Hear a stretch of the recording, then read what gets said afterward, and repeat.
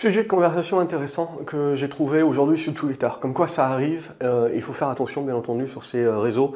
On est noyé par l'information, donc en fait vous avez une majorité de gens malheureusement qui n'ont pas un contenu qui va être très intéressant, mais qui va diluer ceux qui ont quelque chose d'intéressant à dire. Donc il faut chercher, mais voilà, il ne faut pas non plus complètement tout le temps être, faut être dans la nuance. En gros, sur tous ces réseaux-là, il y a à boire et à manger, mais il y a vraiment des choses de qualité à suivre. Donc, une fois qu'on a dit ça, cette personne qui dit, vous le savez, en bourse, on dit souvent qu'il ne faut pas tomber amoureux de ses actions. Et c'est vrai, et moi-même, je le dis. Et cette personne continue donc avec une réflexion intéressante de dire, voilà, il ne faut pas tomber amoureux de ses actions, mais si vous regardez l'essentiel aujourd'hui des investisseurs et de ceux qui ont gagné leur vie avec leur patrimoine, etc., c'est essentiellement des gens qui sont justement tombés amoureux de leur entreprise, soit personnelle qu'ils ont créée, soit qui ont su conserver leurs investissements dans des grosses capitalisations, ou qui sont devenus des grosses capitalisations, ou même des plus petites, mais qui ont grossi en gros pendant des décennies. Et c'est ce qui a créé finalement leur richesse. C'est tout à fait vrai. Donc, en gros, on redit, voilà, tomber amoureux, il y a certaines choses. Et donc, justement, je pense qu'il faut nuancer, parce que là, l'idée, c'est finalement... C'est pas, dans la compréhension que j'en ai, moi, ne pas tomber amoureux, si vous voulez, c'est finalement tomber amoureux, oui, se marier, oui, mais être dans la capacité de comprendre, si vous voulez, que le divorce est possible et que le divorce est nécessaire quand il y a un certain nombre, justement, d'éléments qui font que c'est mieux de se quitter. En fait, c'est ça l'idée. Il faudrait changer, je dirais, peut-être le dicton pour qu'il soit plus compréhensible par la majorité, par le fait que c'est pas de tomber amoureux la problématique.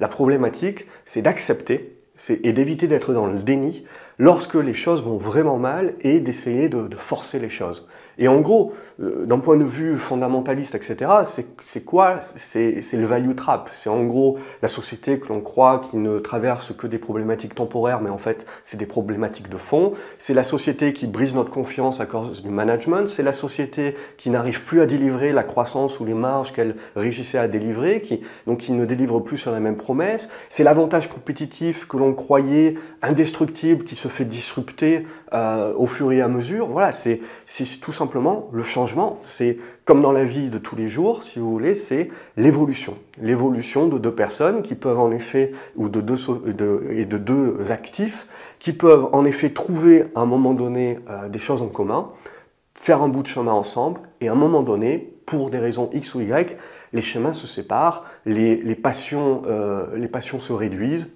Et donc c'est ça l'idée. C'est en gros, c'est ne pas tomber amoureux de ses actions. C'est dans l'idée, si vous voulez, d'être toujours prêt à en divorcer, d'être toujours prêt à avoir cette idée que quand les choses vont vraiment mal et que d'éviter d'être dans le déni justement, ou quand on a justement toutes les cartes en main, ou on n'est plus sur quelque chose de temporaire, on n'est plus sur quelque chose qui peut être rattrapable et qui peut éventuellement voilà, trouver où l'entreprise peut trouver des capacités à rebondir. Et donc c'est là où l'investisseur doit savoir couper, c'est là où l'investisseur doit savoir accepter qu'il était amoureux. Cet amour l'a peut-être rendu aveugle par rapport à un certain nombre d'éléments, mais justement, à un moment donné, il faut arrêter le déni et il faut accepter de couper. Donc avoir un plan, qu'on soit fondamentaliste ou qu'on fasse de l'analyse graphique, c'est justement avoir déterminé à l'avance à partir de quel moment, suivant que ce soit, ça peut être des ratios financiers, ça peut être par rapport vis-à-vis à la confiance vis-à-vis du management, ça peut être par rapport à des niveaux purement graphiques, ça peut être par rapport à des niveaux de perte aussi que vous subissez, des niveaux de taille de position, ce genre de choses-là. À partir de quel moment on divorce? On accepte de dire on sera mieux ensemble, on sera mieux séparés qu'ensemble et à repartir chacun de notre côté. Et mon capital sera potentiellement mieux avec une autre entreprise dont je vais tomber amoureux. Donc la problématique pour moi, voilà, c'est de dire, tomber amoureux, c'est pas grave. On a le droit de tomber amoureux et on a le droit d'être amoureux de certaines actions, etc. Ce qui est grave, si vous voulez, c'est de rester amoureux ou de penser qu'on l'est ou d'être dans le déni, si vous voulez, et d'être comme dans ces relations, si vous voulez, où on sent bien qu'il n'y a plus d'amour, mais les gens restent ensemble pour X autres raisons, mais qui ne sont pas les bonnes raisons. Donc pour moi, en investissement, c'est exactement la même chose. Et justement, donc du coup, ce tweet me fait réagir, me fait penser et m'a fait réfléchir, et donc ça c'est une bonne chose.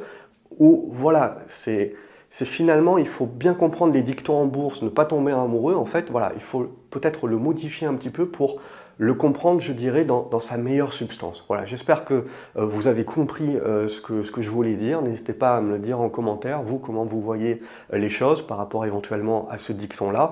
N'hésitez pas à liker la vidéo, à la partager sur les réseaux si vous pensez que ça peut aider d'autres personnes et que vous avez senti qu'il y a ce débat souvent entre personnes. C'est souvent, d'ailleurs, ce qu'on se rend compte, souvent les gens sont très proches dans leur pensée, mais le débat a lieu dans la compréhension des mots. La communication, c'est toujours l'éternel problème. Et on le voit dans notre vie d'investisseur également, la manière dont les entreprises communiquent, ça fait aussi toute la différence. Je vous souhaite une excellente journée, je vous dis à la prochaine vidéo. N'oubliez pas de vous abonner à la chaîne. Salut les graphes!